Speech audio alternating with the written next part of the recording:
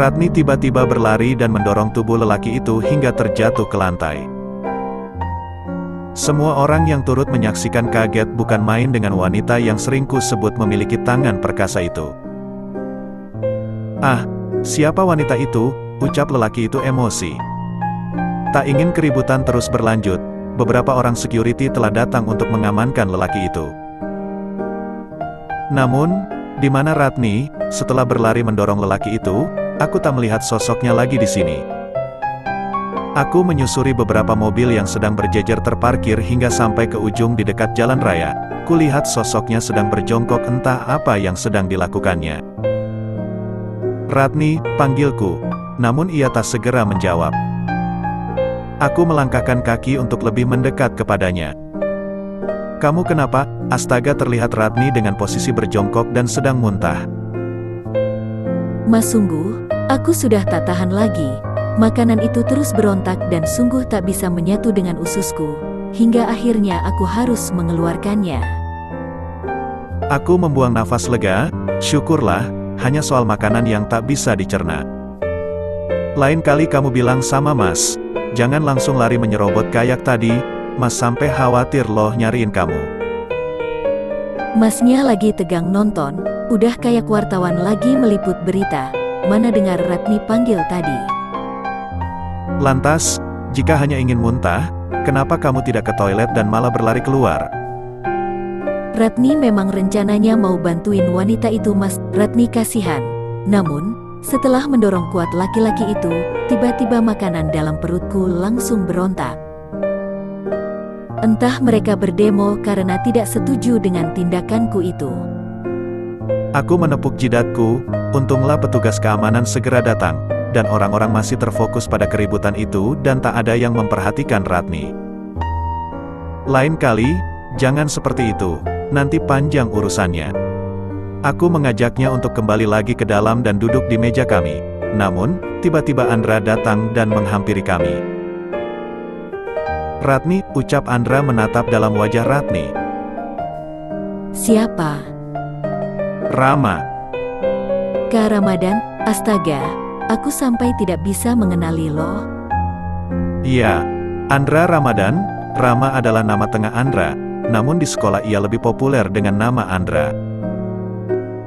Aku dan Gea spontan saling menatap melihat Andra dan Ratni yang ternyata sudah saling kenal. "Kak Rama, kenapa sudah nggak pernah main ke desa lagi?" "Aku susah dapat libur dari kantor Rat, kangen juga ya, rasanya sudah lama nggak ketemu." Aku sengaja batuk untuk memotong percakapan mereka yang sudah mulai mengarah ke rasa kangen. Apa-apaan kangen ke istri orang. "Iya, terakhir Kak Rama kesana tahun lalu ya, kalau nggak salah." Sambung Ratni sambil menyodorkan air minum kemasan ke arahku. "Makasih," ucapku tapi tak dihiraukan. Mereka malah asyik terus mengobrol tanpa memperdulikan aku dan Gea. "Masih ingatkan waktu kejadian itu? Kita keliling kampung, nyariin anak sapi milik bapakmu yang lepas. Ternyata anak sapinya malah asyik nongkrong di bawah pohon mangga," ucap Andra diikuti suara tawa keduanya. Keduanya seperti sangat bahagia bernostalgia mengenang masa lalu. "Ayo pulang," ajakku karena kesal setelah dicuekin. "Iya, Mas." "Ini suami kamu Rat?" tanya Andra. "Aduh, lupa aku namamu, Rio kalau nggak salah." Siapa sih?" sambungnya lagi. Entahlah beneran lupa, atau memang sengaja dibuat-buat. "Iya Rio, masih muda udah pikun," jawabku kesal.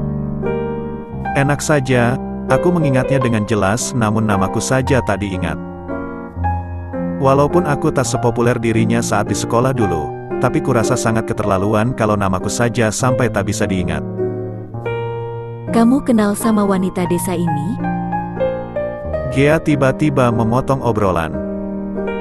"Iya, memangnya kenapa?" "Kamu beneran berteman sama wanita kampung ini?" "Kenapa? Ada masalah?" "Wanita kampung yang kamu sebut ini memiliki hati yang sangat baik bahkan dibanding wanita kota," jawabnya ketus karena tak terima Ratni disebut wanita kampung. Aku sempat terdiam mendengar balasan Andra kepada Gea. Ada apa dengan mereka? Tapi tunggu dulu, bukannya aku yang harus marah. Kenapa malah Andra yang emosi? Ah, tak ingin pertikaian ini lebih memanas, aku memilih untuk segera berpamitan saja. Udah ya, udah malam kami pamit, ucapku. Andra terlihat seperti mau menahan kami sedikit lebih lama, tapi buru-buru aku langsung menggandeng tangannya Ratni dan menuju keluar. Sepanjang perjalanan aku memilih bungkam, karena masih sedikit kesal mengetahui Andra dan Ratni yang ternyata sudah saling mengenal. Apa dulunya mereka berpacaran hingga menjadi dekat seperti itu? Atau apa mereka hanya dekat namun tak sampai pacaran? Ah, mana mungkin sudah sedekat itu kalau tak ada hubungan spesial? Aku terus berkelahi dengan isi pikiranku sendiri, kenapa, mengapa, dan ada apa? Tapi, bukannya Ratni sudah mengetahui sejak lama tentang perjodohan kami? Lantas kenapa dia masih mendekati Andra, jika sudah tahu pada akhirnya akan menikah denganku? Apa ia hanya terpaksa menerima aku? Mas. Aku terkejut dengan sebuah tepukan di bahu kiriku. Ada apa? Hati-hati, kebanyakan ngayal bisa kesambet. Enggak apa-apa, jawabku dingin karena masih sedang terbawa suasana kesal yang terus menghinggap di pikiranku. Loh, Mas aneh. Balasnya, dan dengan acuh langsung membalikan badannya membelakangiku. Tak sampai 15 menit, bisa kulihat bahwa ia kini tertidur dengan pulasnya. Seakan tanpa beban kini Ratni sudah menuju ke alam mimpinya. Sedangkan aku kenapa aku jadi sekesal itu kepada Ratni, padahal ia tak melakukan kesalahan apapun.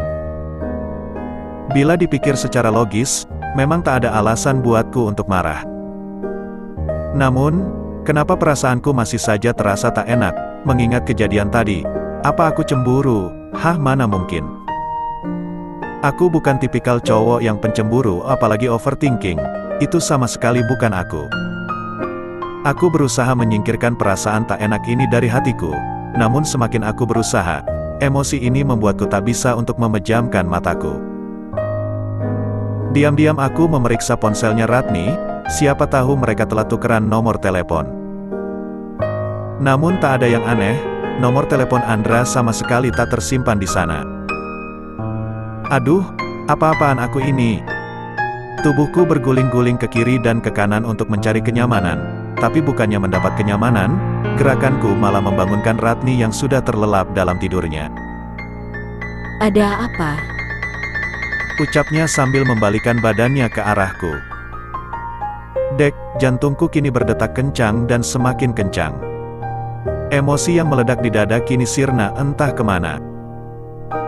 Entahlah apa yang sedang kurasakan kini, melihat wajahnya dengan jarak pandang yang begitu dekat seperti ini, membuatku salah tingkah. Bergegas aku langsung berbalik badan, dan menutup diri dengan selimut agar tak ketahuan betapa groginya aku. Libur akhir pekan kali ini, kami tidak memiliki rencana untuk jalan-jalan keluar. Kurasa menghabiskan waktu di rumah, sambil beristirahat lebih menyenangkan daripada harus membuang-buang waktu untuk jalan-jalan di luar rumah. Mataku masih terasa berat untuk dibuka, namun perasaan ingin buang air kecil masih lebih kuat yang mengharuskan aku harus bangkit dan berjalan menuju ke kamar mandi. Dengan rasa malas dan setengah mata yang masih tertutup, bergegas aku berjalan menuju ke kamar mandi. Leganya. Tiba-tiba, brak, terdengar pintu suara kamar mandi yang didorong dari luar. Terdengar suara Ratni yang tiba-tiba terkejut melihat aku yang tengah berada di dalam kamar mandi. Sial, aku lupa mengunci pintunya. Maaf Rat, ucapku jadi terbata-bata. Duh, betapa malunya aku.